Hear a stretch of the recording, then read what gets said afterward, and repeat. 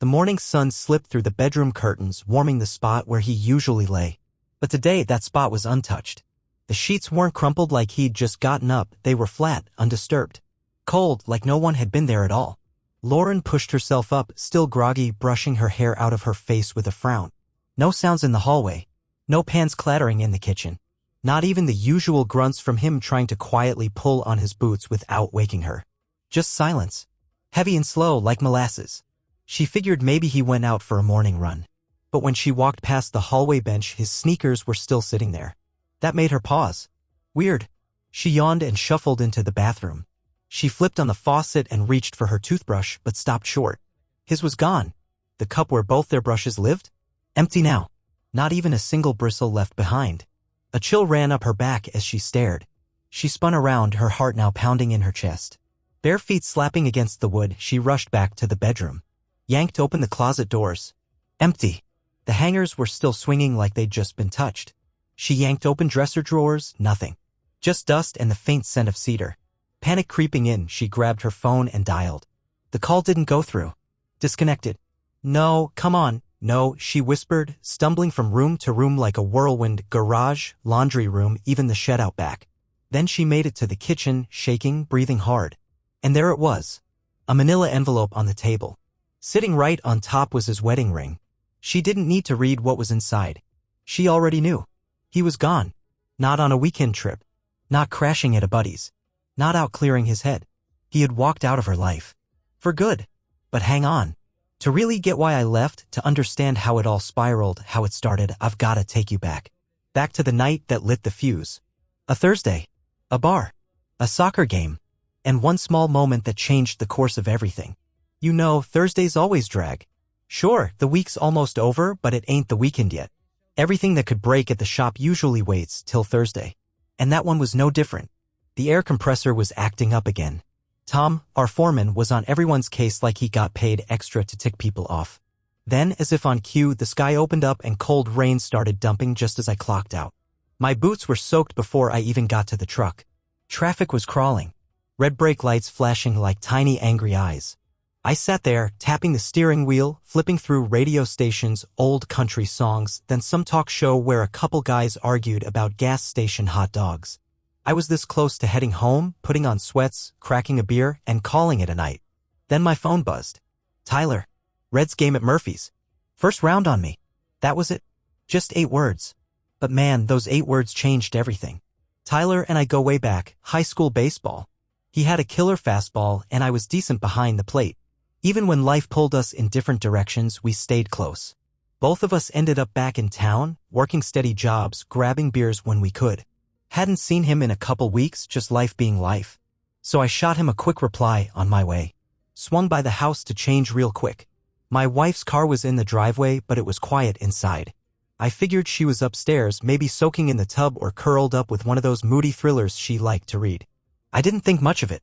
Didn't call out to her. Figured I'd be home by 10 anyway. I tossed on my favorite blue flannel, grabbed the truck keys, and headed for Murphy's. Murphy's is the kind of bar soaked in history and beer. Smells like both. Same crooked dartboard, same busted jukebox that only plays half the songs, and Cheryl behind the bar who's been there forever, calling everyone Han and never writing anything down. Tyler was already there, leaning back in our usual booth by the window. 2 cold beers waiting. Reds vs. Galaxy on the big screen. The place was buzzing with folks in baseball caps and worn-out flannel, just like me. I slid in across from him. He raised his glass and grinned. Thought you died. Felt like it, I muttered, clinking his glass with mine. We caught up, shop talk, his boss cutting hours, mine hinting about weekend shifts, the usual complaints about the team's defense. Safe stuff. Familiar. Then it happened. The moment that still plays in my head, clear as day. Midway through the first half, I leaned back to stretch and glanced out the window beside us. And my heart just stopped. There she was. My wife. Walking down the sidewalk. Not running errands. Not lost in a book. And definitely not supposed to be anywhere near the bar. She wasn't wearing gym clothes like I'd first assumed. She was dressed nicely, the kind of outfit she'd wear when she didn't want attention but somehow always got it anyway. Her hair was tied up in that loose bun she did without even trying, the kind that made her look effortlessly put together. Yeah, she always turned heads. Even in ripped jeans and sneakers, people noticed her. But this time it wasn't just strangers noticing. There was a guy walking right next to her. About my height, maybe a little bulkier. Wore a brown coat and moved like he didn't have a care in the world. Too relaxed. They weren't holding hands, weren't all over each other, or anything like that. But just before they turned the corner, he reached out and touched the small of her back, light, casual, like it meant nothing. But it meant something. That tiny gesture hit me like a good punch. It wasn't some friendly pat on the back or an accidental brush. No one touches someone like that unless there's something real going on behind the scenes. My throat went dry. I gripped my glass so hard I thought it might crack. But I didn't say a word. Didn't cause a scene. No movie moment where I flipped the table or stormed out. I just sat there. Frozen. Tyler noticed. He followed my line of sight out the window. Then he looked back at me, eyebrows furrowed. That her? I gave him the smallest nod. My jaw was clenched so tight I could barely swallow. Who's the guy? He asked. I shook my head. No damn idea. That was all we needed to say. I stood up. He followed. We dropped some cash on the table and walked out without finishing our beers. But the strange part? I wasn't angry. Not yet. There wasn't even a full thought in my head. Just this fog rolling in, quiet and slow. It was like when you slam the brakes but your brain doesn't catch up right away. You know something just happened but it hasn't fully hit yet. That's exactly how it felt. I'd never been the jealous type. Never snooped through her phone or asked too many questions. I trusted her. At least I thought I did. We'd been together 8 years, married for 6. We pushed through money problems, family drama, layoffs, funerals, real-life stuff. We weren't perfect, but we were solid. Or so I believed. But the way she didn't pull away from that guy's hand, the way she didn't even blink, that told me more than any confession ever could. As Tyler and I made our way across the parking lot, my chest thudded, not from rage, not yet. It was something colder. Dread. The kind of dread that settles into your bones and whispers something's shifted and there's no going back. It's like when a crack forms in a windshield. You try to ignore it at first, but deep down you know it's only gonna spread. We climbed into my old truck. Tyler glanced over at me. You sure about this? He asked. I didn't respond. Just nodded again. Truth is, I wasn't sure of anything. But I knew I couldn't pretend I didn't just see what I saw. And that night? That's when everything started to unravel. Quiet. Slow. Like a tire slowly losing air. I had no clue where this was headed, but I knew I had to follow. I turned the key. The engine grumbled to life like an old man clearing his throat. Tyler mumbled something about needing a stronger drink than Miller Lite, but I didn't laugh. Didn't say anything. I pulled out of Murphy's lot without another word. We kept our distance. A few car lengths back. Not enough to lose them, not close enough to be obvious. Streetlights flicked past, casting an amber glow over the slick pavement. Rain had stopped, but the road still shined like someone had spilled oil across it. They were in an SUV. Dark. New. Probably a lease. The kind with heated leather seats and GPS that talks to you. They weren't rushing anywhere. I drove like I had all the time in the world. Watched her through the windshield as she tucked her hair back, then threw her head back in laughter. Laughter. The kind I hadn't heard in weeks, not from her. They stopped at a red light. I rolled up a few cars behind. Didn't get too close. Didn't take my eyes off their SUV. She turned toward him in the seat, crossing her legs. Rested an arm on the center console. He leaned and said something. She laughed again. I couldn't see his hand from where I was, but her body language said it all. Comfortable. Familiar. And worst of all, they weren't hiding it. No nervous glances over the shoulder. No sneaky alleyways. This wasn't some dirty little secret. It was routine. We followed them for a while. 15, maybe 20 minutes. Past the grocery store. Past the old bowling alley. Even past that rundown feed store that turned into a vape shop no one goes to. Then they turned at the church with the busted steeple. Headed toward the edge of town. Not the part with nice lawns and porch lights. The other side. The side where fences lean and potholes stay unfilled 'cause no one gives a damn anymore. And that's when it hit me. Back at the bar, I didn't want to believe it. But now? Now I couldn't pretend anymore. I kept telling myself maybe I was wrong. Maybe it wasn't what it looked like. Maybe the guy was just someone from work. Maybe I was overthinking, connecting dots that weren't even part of the same picture. But let's be honest, nobody drives all the way out here just to chat about office deadlines. We passed the last gas station before the interstate, the kind with one flickering bulb over a busted-up ice machine and a cashier who watches every move like you're about to pocket a candy bar. They didn't stop. Instead, the SUV flicked its turn signal and rolled into a parking lot I hadn't seen up close since high school Evergreen Motor Lodge. Yeah, that place. The old neon sign buzzed overhead, half-lit and wheezing out something that barely resembled the name. Just a red-lettered mess blinking G-re-mo-elodi like a dying insect. The walls were a sickly yellow, stained from years of leaky roofs. The pavement was cracked and broken like a dried-up riverbed. Just looking at it, I swear I could smell the mildew. I eased the truck to the curb a few cars back, keeping low. We killed the engine and sat in silence. It felt like I was holding my breath underwater. The SUV parked near the front office. The guy got out first, stretched like he had nowhere in the world to be, then casually circled around to her door. Opened it for her like it was second nature. She stepped out without hesitation, like this wasn't new territory. Hair still pinned up. Purse over her shoulder. She didn't look nervous. She looked at ease. Too much so. He said something to her. She smiled back like it was the most natural thing in the world. Then they headed for the lobby. No hand-holding, but side by side. Like it meant something. I watched her glance around once, not like she was worried about being caught, more like checking the air for rain. The clerk inside was just a kid, maybe 20 tops. He didn't even bother looking up. Just nodded at them and pointed toward the key rack behind him. I sat there, jaw tight enough to make my ears ring. Still didn't move. Tyler let out a slow breath. Man, he muttered. I didn't answer. Instead, I reached into the glove box and pulled out the small camera I use for work. Nothing fancy, just something I keep around to snap pics of busted drywall or job site damage. But it had a decent zoom. I aimed and snapped a photo of their license plate. Click. Zoomed in. Took one through the lobby window. Not perfect, but clear enough to make out both their faces. Hers. His. Both smiling. Click. Another shot, he was handing her the key card. Click. And the last one, just before they disappeared from view. He held the door open, room 154. She walked in first. He followed. Then the door shut and the world went still again. Tyler didn't say a word. Just leaned back in his seat, chewing the inside of his cheek like he was trying not to talk. I sat there too. Still holding the camera. Still staring at that damn door. My chest wasn't pounding. I wasn't shaking. I wasn't even angry. It just felt heavy. Like my body weighed twice as much as it should. Rain started up again. Light this time. Barely more than a mist, but enough to make the world feel like it was holding its breath along with me. Tyler finally broke the silence. She tell you she was working tonight? Nope. He gave a quiet nod. You want to go in? I didn't even consider it. No. I already knew what I'd see. I didn't need more. I had what I came for, proof. I kept staring at that cracked motel door as the rain thickened and the neon sign buzzed like the universe was laughing at me. That place had soaked up a lot of secrets over the years. And now it had one more. I looked down at the camera in my lap. I'm gonna burn this all down, I said, voice low. Tyler turned his head, eyes sharp like he wanted to ask what I meant. But he didn't. He just gave a slow nod and I turned the key. The truck rattled to life and we rolled away from the evergreen like it was cursed. And maybe it was.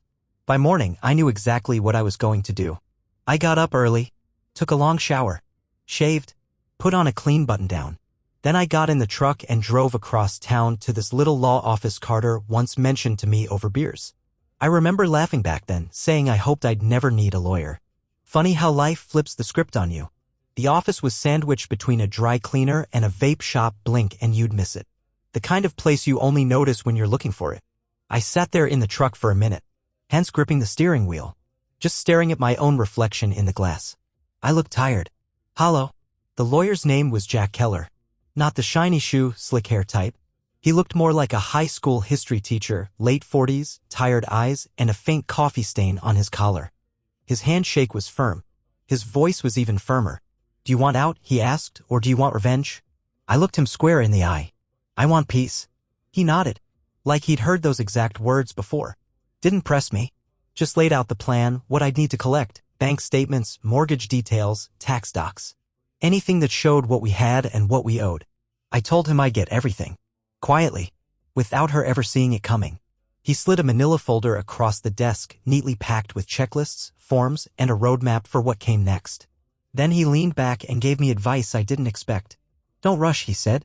Move quiet. Folks make bad choices when they let emotion take the wheel. I nodded. He was right. So, for the next 2 weeks, I played a part. At home, I was the same old husband. Nothing changed on the surface anyway. I cooked dinner when it was my turn. Asked her about her day like I always did. Ran the dishwasher. Folded our laundry. When she laughed at something on TV, I chuckled along like nothing was wrong. When she leaned in for a kiss at bedtime, I kissed her back without a flinch. But behind every smile, every move, I was calculating. Careful. Like I was walking through a minefield without boots. Behind closed doors, though, I was already halfway gone. I started with the money. I told Lauren the bank had a better interest rate if we switched to solo accounts. She smiled and thanked me for being on top of things. That's how easy it was. I opened a new account in my name only. Quietly rerouted my direct deposit. Left just enough in our joint account to keep the lights on and groceries stocked, nothing that would raise red flags. After that, I moved down the list in that folder like I was crossing off chores. One by one. Gym membership gone. Streaming services canceled. Subscriptions, magazines, digital stuff, I cut it all. When she asked, I said I was trying to simplify. She laughed and told me I was finally learning how to manage money. I even called the insurance company and had everything rerouted to a P.O. box I'd set up across town. Had my name taken off the car insurance too. Piece by piece, I was cutting the wires that tied us together. But I still needed to know one thing, who he was and how deep it ran. That's when I called Mason. He wasn't some trench coat wearing, fedora tipping TV detective. Mason worked out of the back office at a bail bonds shop, drove a beat-up Honda, and wore the same denim jacket every day. You could pass him in line at the store and never look twice. That's what made him good. When I showed him the pictures and said I needed answers, he didn't blink. Just nodded and said, "Give me a few days."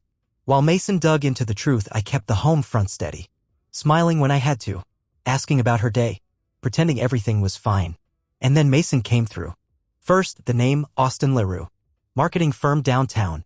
Early 40s. Divorced. Not her direct boss, but close enough to flirt with danger. Then came the evidence. Receipts. Gas station charges. Dinner tabs. Hotel rooms. He wasn't lavishing her with gifts. No fancy resorts or five-star dining. It was small stuff. Normal stuff. The kind that stings more because it's real. They weren't chasing excitement. They were comfortable. That's what got me. Mason handed me a folder packed with photos, her getting into his SUV, smiling like she used to smile at me. Him picking her up near the park. Her laughing with him in public like they had nothing to hide. They met more often than I'd imagined. Weeknights. Lunch breaks. Even on a quiet Sunday when she swore she was helping her sister paint the baby's room. And that folder? That wasn't months of evidence. That was just the last few weeks. I flipped through it slowly. It wasn't about catching her anymore. It was about understanding how far it had all gone. Back at home, nothing changed. She was still sweet, still distant, still glued to her phone, humming along with that playlist she loved while dicing onions in the kitchen. We had dinner like always. Sat out on the porch when the breeze was good. Sometimes she'd even lean against me like everything was picture perfect. I stopped wondering how she could fake it so well. Stopped trying to find guilt on her face. I realized I didn't care anymore. Because now I was focused on the endgame. There's a kind of storm that doesn't shake the trees. Doesn't bring thunder or wind. Just pressure. Constant. Heavy. That's what those 2 weeks were. And every single morning I looked her in the eyes and said, "Have a good day." And every single time she smiled back and said, "You too, babe." No yelling. No confrontation. No tear-filled arguments in the kitchen. No accusations or pleas. Because none of it would have mattered. What could she possibly say? That it was a mistake? That it meant nothing? Whatever the words, I already knew the truth and her actions told the full story. So I didn't talk. I started moving. Lauren was too busy scrolling and perfecting that easy smile of hers to notice what was slowly vanishing. My favorite boots disappeared from the hallway. One of my tool bags from the garage. A few old photo albums that mattered only to me. Even the personal folder I kept hidden in the back of my sock drawer. When she asked, I told her I was reorganizing the garage, finally clearing out some old junk. She barely looked up. Just nodded like it was another item checked off the list. Most of the things I wanted to keep were already gone, some tucked away in my truck, a few items stashed at the job site, and a couple boxes I dropped off with Tyler. He didn't ask questions, just took them and said, "Take your time." By the time Thursday morning rolled around, I was ready. Nothing left to pack. Just one thing left to do. I woke up at 4:30 sharp, like muscle memory from back when I used to cover early shifts. The room was quiet. Only the hum of the ceiling fan and Lauren's slow, even breathing beside me. I didn't pause. Didn't second guess. I slipped out of bed, got dressed in the dark, and walked down the stairs without making a sound. Rusty followed close behind, his tail wagging low and slow like he knew something was different about today. The truck was already loaded, clothes, paperwork, tools, Rusty's bed, and a few keepsakes I wasn't quite ready to part with. Everything I needed was there. I stepped into the kitchen. The room was dim, washed in that pale blue light that comes just before dawn. The coffee pot was still empty. Her favorite mug sat in the sink, half-rinsed from the night before. Everything looked so normal it almost felt like a joke. I opened the drawer, pulled out the envelope. Inside were the divorce papers, signed, notarized, no flair, no bitterness. Just the facts. A clean exit. I placed it on the center of the table, then took off my wedding ring and set it on top. That plain, worn little band looked heavier than ever in that moment. I didn't leave a note. There was nothing left to explain. I switched off the kitchen light, stepped outside, and gently closed the door behind me for the last time. Rusty jumped into the truck like he'd been waiting all night. I climbed in next to him, started the engine, and backed down the driveway with barely a sound. The sky was still dark and the neighborhood slept on. No porch lights. No joggers. No sound but the low rumble of my engine and the steady hum of the road. I wasn't running from anything. I was moving towards something new. I'd already lined up a place to land. An old buddy from my construction days had offered me a spot to crash, just a few hours south in a town so small you'd miss it if you blinked. He said I could stay above his garage until I got settled. Said it wasn't much, but it was quiet. And quiet was all I needed. By the time the sun crept over the treetops, I was halfway there. Wide fields rolled past the window, morning mist hanging low across the grass. It felt like I was finally breathing clean air again. Around 6:48 a.m., my phone started to buzz. I didn't need to look. I already knew. I let it ring out. Then I reached over, held down the power button, and shut it off. Dropped it in the glove box and didn't look back. Rusty curled up on the seat beside me and let out a sigh. The road ahead stretched out wide and empty. For the first time in years, I didn't feel stuck. I felt free. The town was barely a dot on the map. One blinking light. A bait and hardware store. A diner where the counters were still burned from cigarette ash. It curved around a slow river, backed by pine and rusted fences that leaned like they'd seen too much. It wasn't home. Not yet. But it was far enough. Derek had been living there for a while. We used to work together on commercial builds back in Ohio. He ran the site. I was just another guy on the crew. We got along. No nonsense between us. He gave me the room above his garage and didn't pry. Just handed me a key, nodded toward the fridge, and said, "You're good here as long as you're working." The very next morning, I was back up on a ladder, framing windows for a retirement home expansion. My hands ached, not from the labor. I was used to that. They ached from thinking too much. But that's the gift of real work. It drowns out everything else. Derek's crew didn't know a thing about me, and I kept it that way.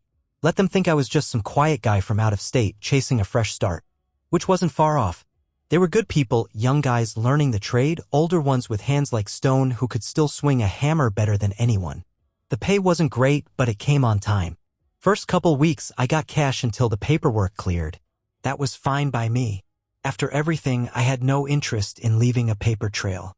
2.5 weeks in, I found a place of my own. A one-bedroom apartment above an old mechanic's shop on Maple Street. Stairs were bent.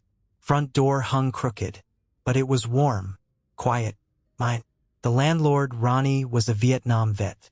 Didn't trust banks. Gave me the key after I handed him $475 and a firm handshake. That was it.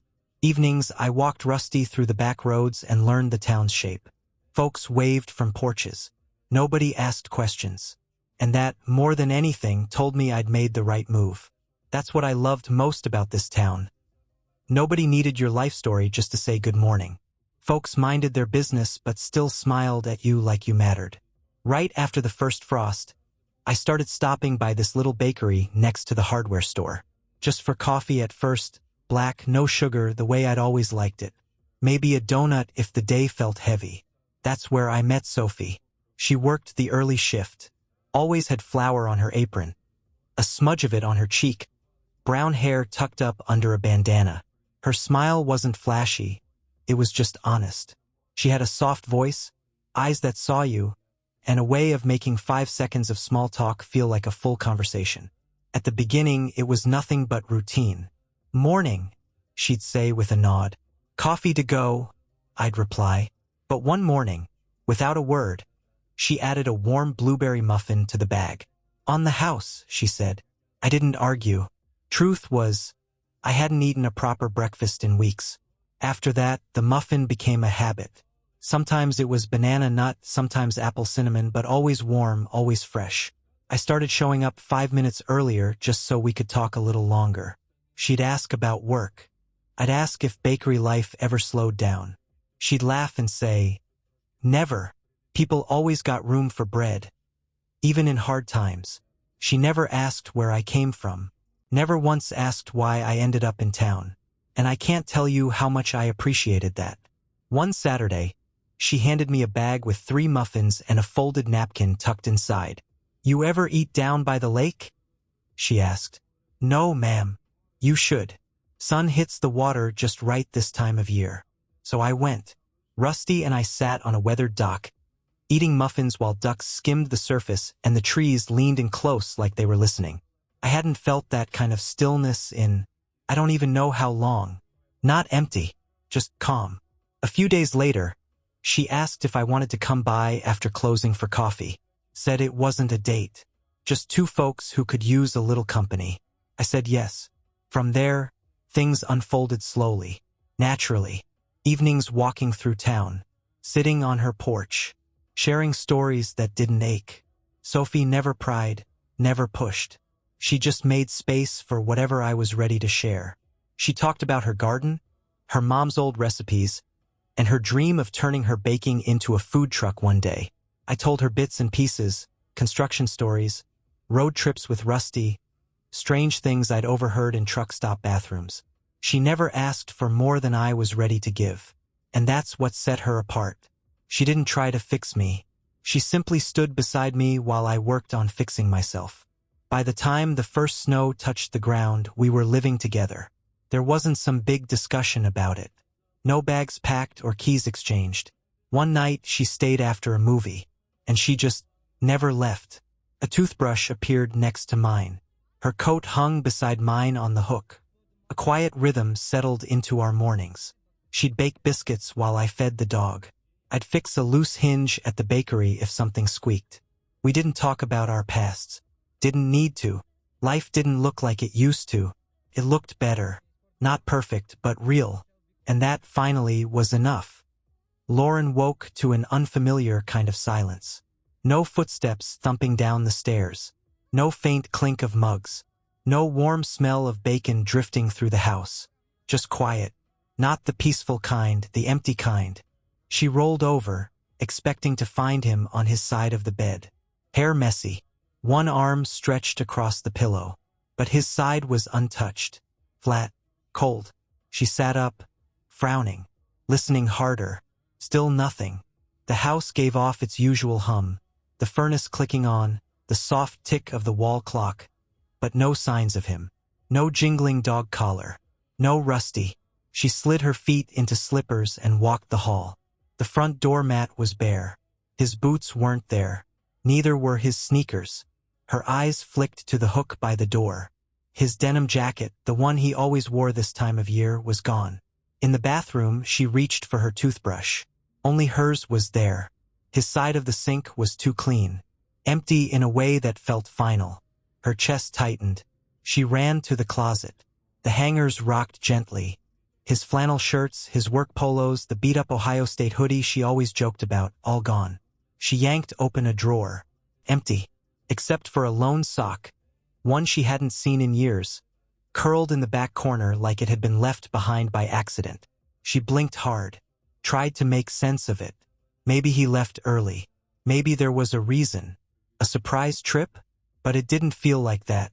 She moved fast, pacing into the kitchen, eyes darting across the counters. No note, no message, no explanation.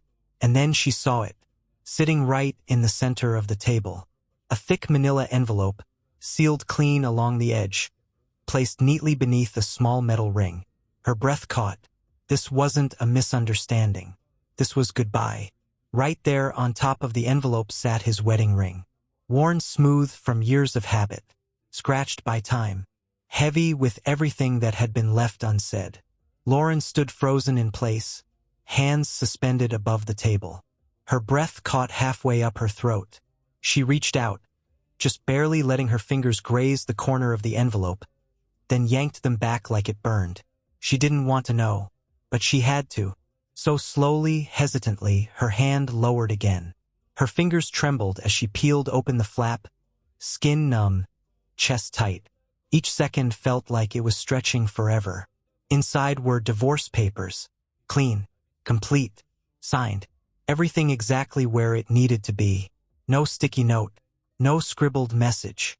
No "I'm sorry." Just the truth, typed out cold in black ink on white paper. She skimmed the first page, then again, and again, looking for something, anything that might say this wasn't permanent. That maybe he'd come back. That maybe this was just a break. Not the end. But it wasn't. It was final. Lauren dropped into the nearest chair, legs folding beneath her like they'd lost strength. Her mouth parted, like she'd been struck but couldn't find the breath to scream. It didn't make sense. 2 nights ago, they'd had dinner together. He'd laughed at something dumb she said about the neighbor's dog. Just last week, he kissed her on the forehead when she came home late from work. How could someone vanish like this? She snatched up her phone with shaky hands and tapped his number. Ring. Straight to voicemail. She tried again. Same result. One more time. Nothing. She called his work. The receptionist answered. Her tone was casual at first until Lauren asked for him. "Oh," she said. "He quit 3 weeks ago. Said he was relocating. Didn't leave a new address." Lauren's grip tightened on the phone. Her knuckles white. 3 weeks? That meant he'd been planning this. The woman cleared her throat awkwardly. "That's just what HR told me." Then she hung up. Lauren stared at the screen, stunned. Next, she tried Tyler. They hadn't talked in a long time, but she still had his number. He answered, voice rough like gravel. "Yeah, Tyler. Where is he? I need to talk to him." Silence. Then coldly, "You don't get to know that." "Please," she whispered. "I just need." He cut her off. "He left for a reason. Don't call me again." Click. The line went dead. She tried his parents next. His mother picked up, voice strained and soft like someone clinging to patience by a thread. "We haven't heard from him either," she said gently. "He told us not to worry. Said he needed space. We're trying to honor that." Lauren let the phone slip from her hand onto the table. It landed with a soft thud.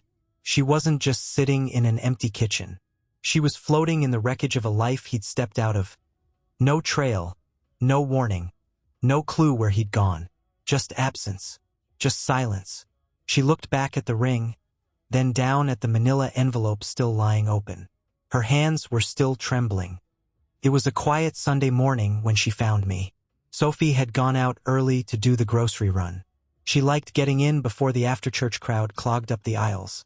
Said it let her take her time instead of dodging carts and apologizing to toddlers.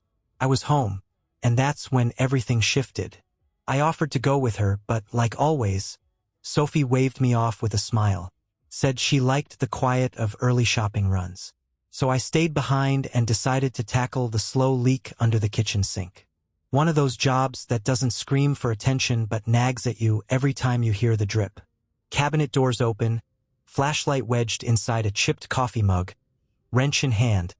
I was halfway into the pipes when I heard it. 2 knocks. Slow. Measured. Not loud. Not timid. Just intentional. I wiped my hands on a rag and stood, figuring it was probably Ronnie, the landlord, or one of Derek's guys with a question about next week's job. But when I opened the door, it wasn't either of them. It was Lauren. And she didn't look like the woman I'd last seen months ago, curled up under the covers of the bed we once shared. Her hair was pulled back in a lazy knot, strands sticking out. She hadn't bothered with makeup. Her skin looked washed out, and her eyes were wide, glazed over with exhaustion and panic, like someone who hadn't slept in days and had been running on fumes. She looked at me like I was a ghost. "I found you," she whispered. I didn't say a word. Just stood there in the open doorway holding that grease-stained rag, the cold air slipping between us. She stepped forward just a little but stopped herself. Her eyes darted past me into the house. I didn't move aside. Didn't invite her in.